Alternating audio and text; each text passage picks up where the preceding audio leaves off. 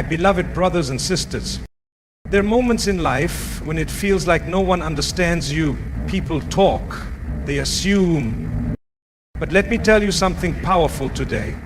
Sometimes silence is the greatest response. Silence is not weakness. It is not defeat. It is a form of strength, a should of dignity.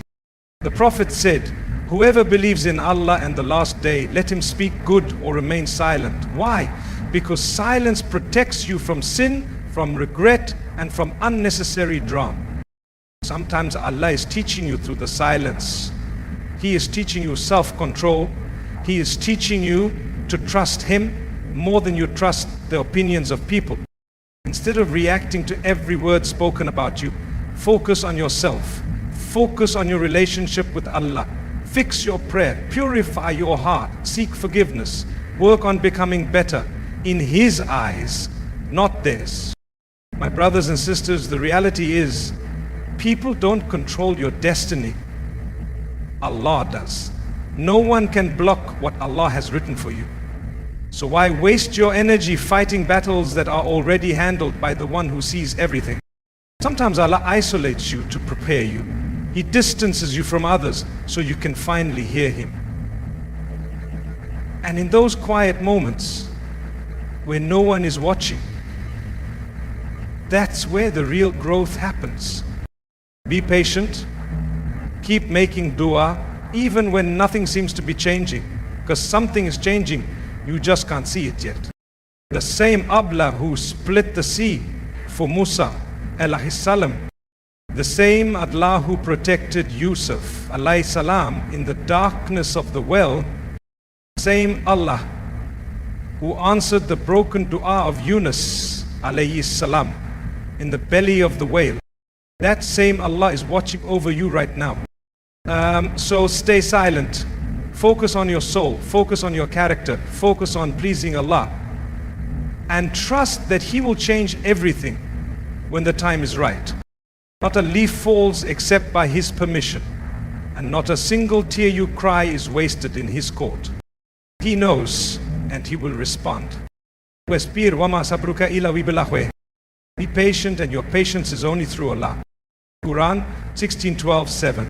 May Allah give us the strength to remain silent when it's better to be silent, to focus on our own hearts, and to trust His plan, even when we don't understand it.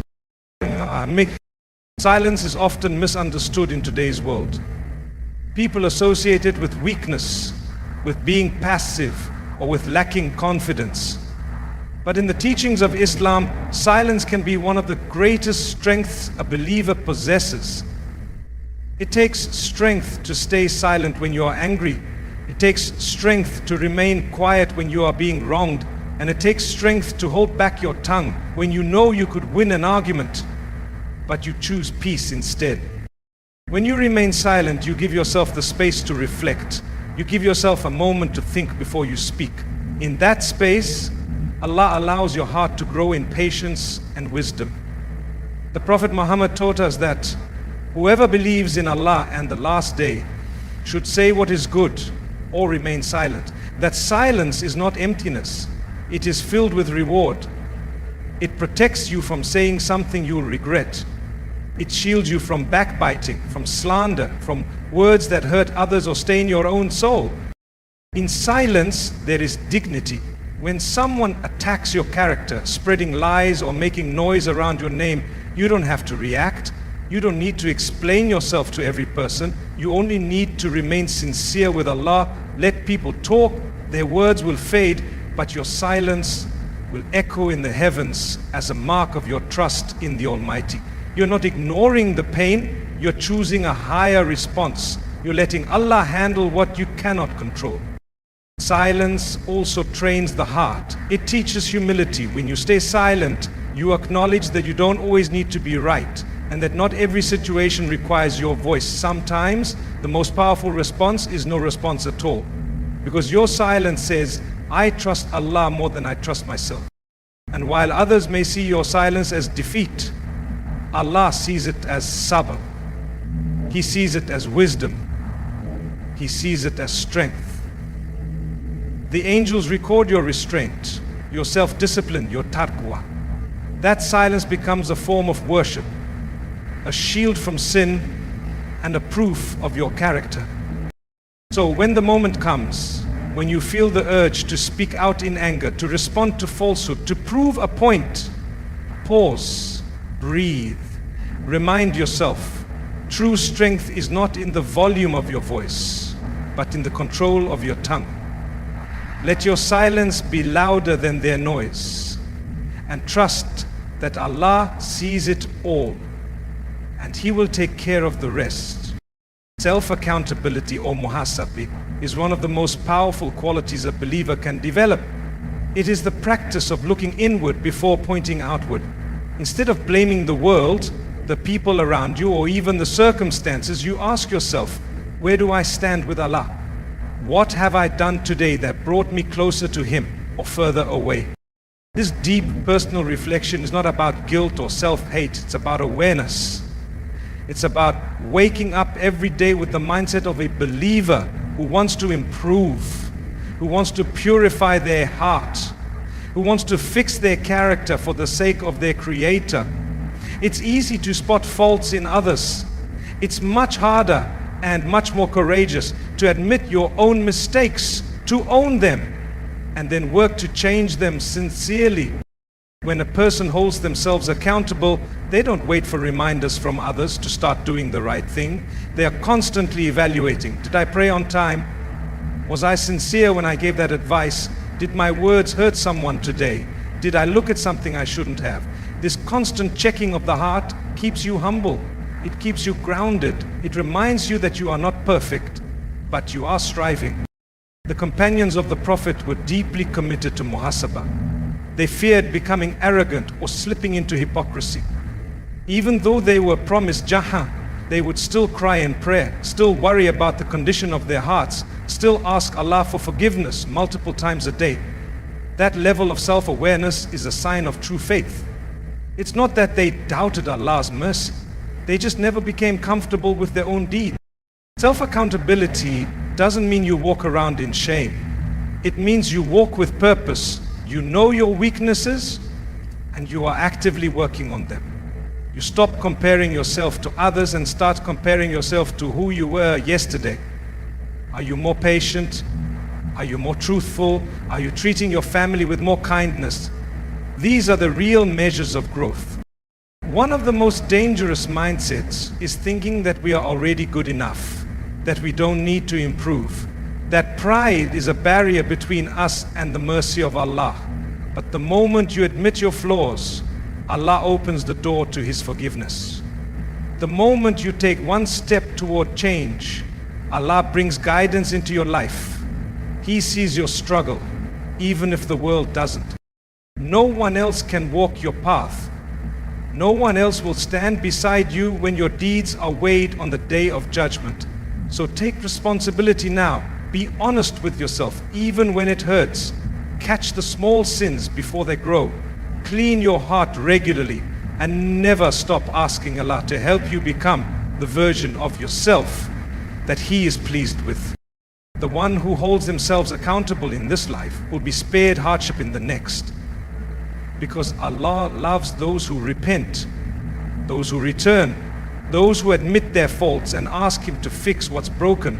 So don't be afraid to look within, because the journey of change starts there.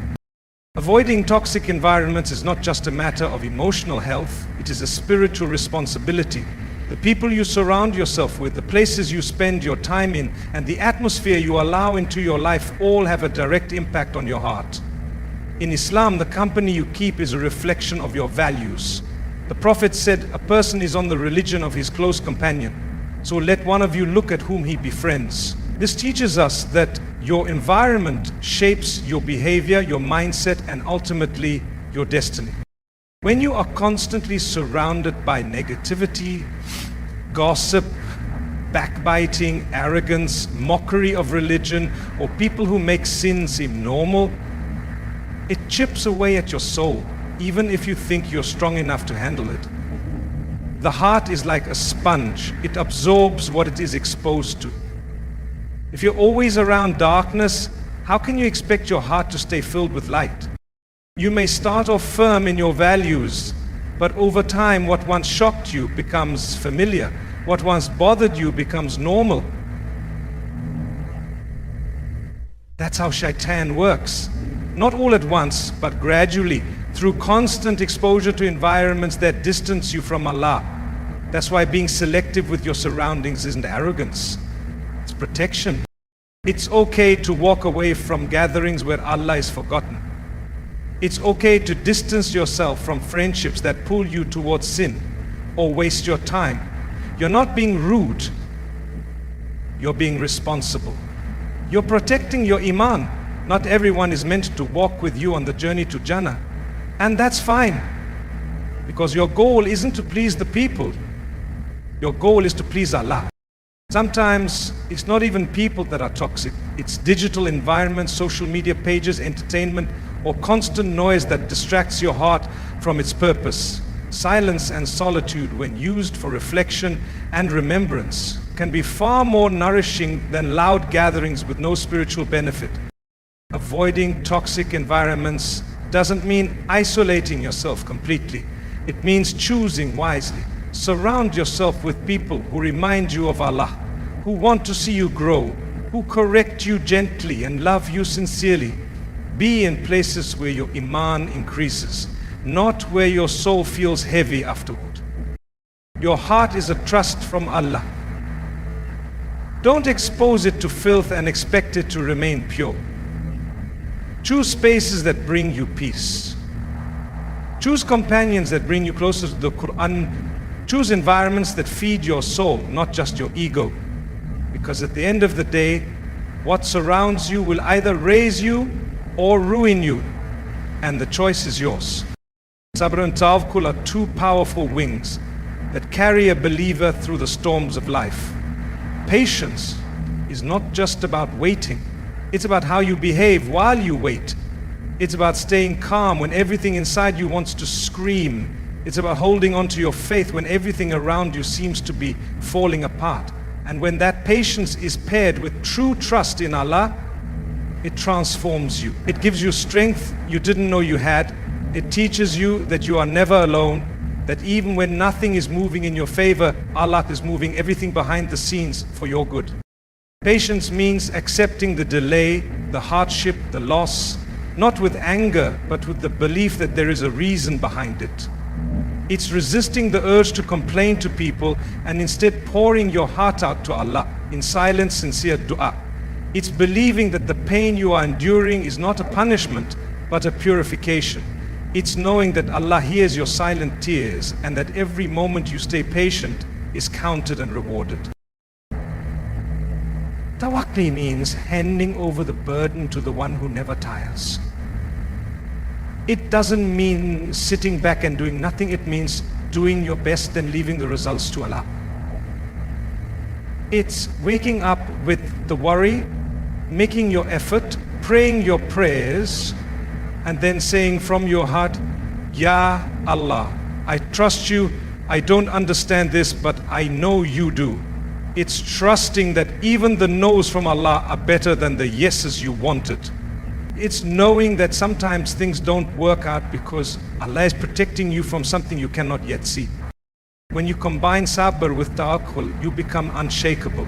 Life may try to break you, but you remain firm, not because you're strong on your own, but because you are anchored to Allah. You start to see that the delay is actually a preparation, that the hardship is building you, that the loneliness is drawing you closer to your Creator, and that the silence is filled with divine wisdom. Every prophet went through hardship. Every righteous servant of Allah was tested. But they all endured with sabr and walked with tawakkul. They didn't always have answers, but they had faith. And that faith carried them through trials much greater than ours. So when you are tested in your health, your relationships, your finances, or your peace, don't panic. Be patient. Keep praying. Keep going. And above all, trust that Allah has not forgotten you. What is written for you will reach you, and what is not written will pass you by.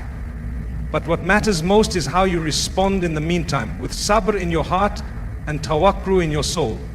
Because with those two, you will never be truly lost. Every test you face in life has an expiry date. It may not feel like it when you're in the middle of the pain, when the days seem heavy and the nights feel endless, but nothing in this world lasts forever. Not the joy and not the sorrow. Just as ease comes to an end, so does hardship. This is the promise of Allah, a truth repeated in the Qur'an. Verily, with hardship comes ease, not after hardship. With it. That means even in the darkest of moments, ease is already on the way. Tests are a part of life. No one is spared. Not the richest, not the most powerful, not even the most pious. The prophets, who were the most beloved to Allah, were tested the most. Why? Because tests are not signs of punishment. They are signs of love, signs of elevation, signs of purification. Allah uses trials to cleanse your heart, to bring you back to Him, to strengthen you in ways comfort never could. But in the middle of the test, it's easy to feel like it will never end. It's easy to believe that your current situation is permanent, that the heaviness will always be there. That is when your faith is truly tested. That is when you have to remind yourself, this is temporary. This sadness, this confusion, this pain, it has a time limit. Even if you can't see the end right now, Allah already knows when it will come. Your job is not to control the timeline. Your job is to remain firm, to keep turning to Him, to keep praying, even when you feel like nothing is changing. Sometimes Allah delays the relief not because He doesn't hear you, but because He wants to reward your endurance. Every moment you stay patient is recorded. Every tear you cry in sujud is witnessed. Every time you resist complaining to people and instead whisper your pain to Allah, you are rising in His sight. And the more painful the test, the greater the reward, if you stay firm. There will come a day when you look back and realize that the very thing you thought would break you actually built you. The very situation you prayed would go away was the one that brought you closer to Allah. And the people who walked away during your hard times were removed for a reason. Allah never takes without giving. He never closes a door without preparing a better one. But He teaches you patience through the wait. So don't let the temporary hardship fool you into thinking your life is stuck. It's not. You are simply being tested, molded and prepared. The difficulty you face today has an end date already written. And when it ends, and it will, you'll see that every second you held on was worth it. Because Allah doesn't test you to break you, He tests you to raise you. There is something deeply powerful about making dua in solitude. When you're alone, away from the noise of the world, and you raise your hands or place your forehead in sujood, whispering your pain, your hopes, and your secrets to Allah. That moment is unlike any other. It's pure, it's sincere, it's unfiltered. There's no performance, no pressure, no need to impress anyone. It's just you and your Lord, the one who knows every thought in your heart, even before you speak it. Dua made in solitude is a sign of a heart that truly believes. Because when no one is watching and you still choose to turn to Allah, that's real connection. That's when the bond becomes strong. It's easy to remember Allah in public or during a gathering, but it takes a different level of sincerity to cry out to Him when you are alone, especially when no one else knows what you're going through. There's a reason some of the most powerful du'as in the Qur'an came from people who were isolated. Yunus alayhi salam, in the belly of the whale, alone in darkness, called out, La ilaha il anta subhan. That dua saved him. Musa alayhi salam, alone and in fear, called upon Allah, and Allah responded. Maryam alayhi salam, giving birth in solitude, cried out in desperation, and Allah sent her comfort. Their solitude was not abandonment, it was divine closeness. Sometimes Allah isolates you not to punish you, but to hear your voice more clearly. When the world turns away, when no one seems to understand, that's when Allah is drawing you toward Him. He wants you to speak to Him, not just with your lips, but with your heart. He wants you to break down, to release everything, to pour your soul into that dua, because no one can carry your burdens like He can. No one can respond the way He does. The beauty of dua is that there are no rules about when or where. In the middle of the night, in your room, on your drive, during wudu, before sleep, any moment can become sacred if you fill it with sincere dua. And in those private conversations with Allah, you may not see immediate results, but something always happens. Your heart softens, your mind clears, your soul feels lighter, and you start to trust the process. Sometimes Allah doesn't change your situation right away because He's using the hardship to keep you close to Him, and that closeness, that connection is worth more than whatever you are asking for. The very fact that you are making dua, especially in solitude, is a sign that Allah loves you, because He has guided your heart to remember Him. And He promises in the Qur'an, call upon me and I will respond to you. So never underestimate the power of those quiet, lonely moments where your heart is speaking directly to the one who created it. Your silent du'as are not forgotten.